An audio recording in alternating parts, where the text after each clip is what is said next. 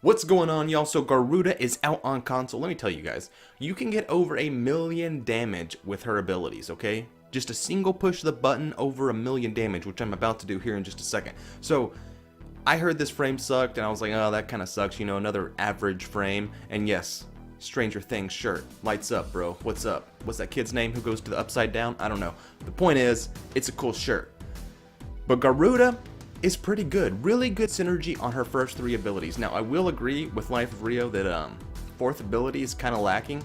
Well, I haven't seen a video since she's actually been out on console of his, but I know he was talking about this before she was released, that the fourth felt a little lackluster, and I kind of will agree. The fourth is a little, it just, the rest of them have such good synergy. It's not that the fourth is a bad ability, it just doesn't really make a whole lot of sense to me. So really, for her kit, you're going to be using the first three all the time. Now, look right here, y'all.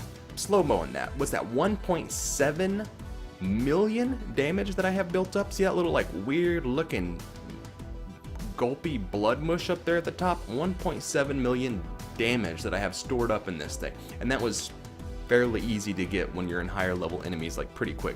So, look at the damage output. You charge up your one, which is the shield I have up, but you can charge up that little gross-looking testicle. Boom! Check that out. What's that, like 2,500,000, 5 million something for some of these? That's crazy damage, dude. That's crazy damage. That's not like a little bit like, oh, okay, you know, let me hit him with a spork at Sonic. It's not that kind of damage, dude. This is like, let me run over a squirrel with a Humvee kind of damage.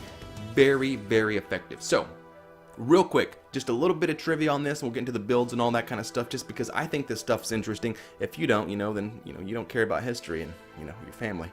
So Garuda is a legendary bird creature in Hindu mythology. She's also in Jainism, and Jainism, or it may be pronounced Jainism, but Jainism is a weird, like, Indian religion that believes in all kinds of gods, and like there's hundreds and thousands of gods. It's just bizarre. Anyways, but what I thought was she's a winged creature also. But what I thought was interesting is Garuda's alternate helmet, which is the Bathory, is actually named after Elizabeth Bathory, who was this Hungarian noblewoman, I believe, and she used to just murder people, just was wrecking fools, like getting girls, getting boys, and bathing in their blood. Like a little bit dark Warframe's going, but you can see you see that regalia I got on there? Is it regalia? I don't know how you pronounce that, but the point is, check that out, dude. Just covered in blood, looking cool, so I see why they needed to go with that alternative name. Anyways, I find that little historical lore things they do inside these games to be extremely interesting myself. So, right into the build. I have 3 forma on here just so I could change the aura mod to enemy radar, so you can put corrosive projection, whatever you want on there, but I'm doing solo survival, so I need enemy radar on there, so I don't have to put it in the auxiliary spot. So, transient fortitude, intensified power drift, you need that so you can have over 200 power strength, because you need at least 200 power strength to have 100% status chance on Garuda's 4th ability, okay? So, very straightforward build. If you want to use an Umbral build, you can. I just didn't want to throw all the form out here and have to wait like another day to put out the video, but I'm probably going to upgrade it a little bit more, and if it's a big enough change, I'll just do a different, video on Garuda Umbral build, but this would be the basic setup. And yes, you do need natural talent on there, guys. So what you're going to do is you're going to jump in with your 1, which makes you leap across the map and put up that shield. Your 2 is what impales the enemies out of the ground. While they're impaled, you're getting healed. Now, these enemies, I don't know what level these were, like 130s, okay? This is just with the gas build, Silva, and Aegis, man. Like, look how those dudes just were totally wrecked. So the way these abilities work, this is the 4 that I just shot out there. Boom. And it's the 4 essentially sends out spikes and impels them with some kind of slash proc, basically. So here's the deal. The 1 will give you a shield. When enemies shoot that shield, which you're going to see right here, well, that's this 2, I'm sorry. Right there's the shield. When enemies shoot that shield, it's going to start filling up that heart meter. But once it gets to however much damage you want, you can shoot that heart at them by pushing your 1 again, where you have to hold it down, and you can charge it for as much as you want, which is really, really cool. So as much damage as you want it to give, you just charge up your 1 and shoot it back at them. Another cool thing is, since you're getting healed by your 2 while you're taking all this damage, which is very nice to have that ability going on, you can use your 3, which halves your health and gives you energy. So you can keep filling up your own energy constantly. That's that 4 again right there. You see how he has all those bleed procs from the slash? So you can keep using your 3 so long as you have your 2 out that's healing you. Keep using your 3 to refill that energy over and over and over and over and over. Now, with Infested and all these other types, dude, it just is ridiculous. Like, look, that was ridiculous. Come on, man. Seriously?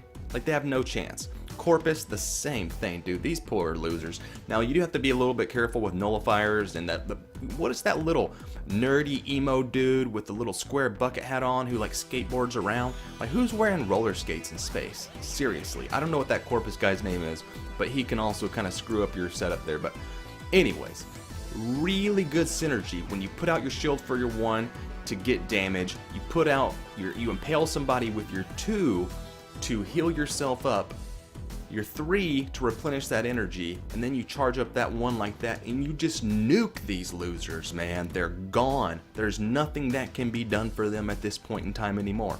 It's ridiculous. So a little bit more of the gameplay from a little bit later in the mission. I think we're getting closer to an hour here. I don't know if I included after an hour footage in this or not, because I just don't know. I can't remember everything, guys, okay? You know, I'm only human. If you can find yourself a little area that's closed off like this, so this is on Selkie on Hydron, or not Selkie on Hydron, Selkie on, I can't think of the name of the damn planet. It's the red one up there in the corner. I'll think of it in a minute. The point is, this area right here has this little cave, and Sedna, it's on Sedna. Jesus loves me. So you can use a Torrid, and I find the Torrid to be extremely effective. Extremely. The Torrid's a great weapon. I think it's the best launcher in the game, personally, like grenade type launcher. And this is the build I'm using. You do not need a Riven, okay? Actually, I believe I switched this up because I like faster reload, and I rolled my badass roll that I had for the Torrid, which was like reload speed, fire rate, and multi-shot or something, because all you're using it for is to strip armor. That is the only thing, okay? And when you get high level armors, I don't care if you have 3 million damage on Garuda, you're not going to do very much to that armor because it's just infinitesimally larger than the amount of damage you can do. So you do want something that can strip armor. If you can get a narrow hallway, use the Torrid to be stripping that armor, and you can just be nuking those fools left and right because they're going to be doing so much damage to your shield. You'll be at 1,000,000 damage almost instantly. The longer you are in the game, the more damage obviously you're going to be dealing back to these guys. Now, I would recommend, if you're going to be impaling people, what you really need to be doing all the time, that you impale them, if you're going to be covering a bit different area, impale them in a few different spots so that the circles overlap each other, so you have more room to navigate around, because you don't want to step outside that circle, not have any healing, and just die. Also, be sure you're using your 3 as often as possible so you don't run out of energy. You don't want a situation where you can't impale someone to heal yourself because you don't have the energy to do it.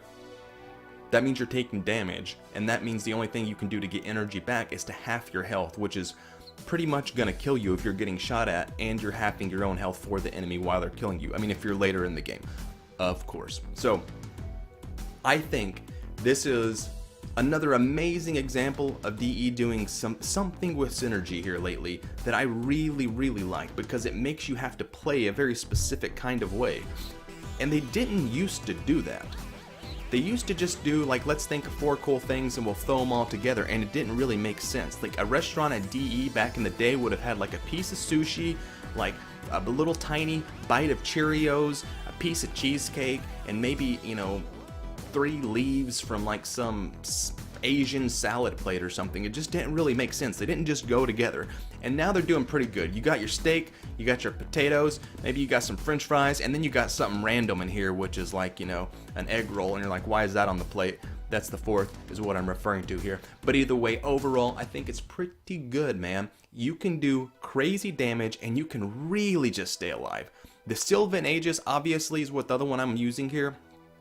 I put the build on there. You guys already saw that. I find that to be very effective, because if you just want to go out melee only, you can just be blocking with your Sylvan Aegis, smoking everybody. But another awesome alternative to the Sylvan Aegis is the Akenbrunt, because electromagnetic shielding, as what I believe it's called, makes it so if you're playing with a team, all of their damage is redirected towards you. So if you have your 1 active and you need that damage to fill up your heart meter, you can have electromagnetic shielding on, so they're all getting shot and it's all just raising your heart damage amount profoundly, like extremely fast.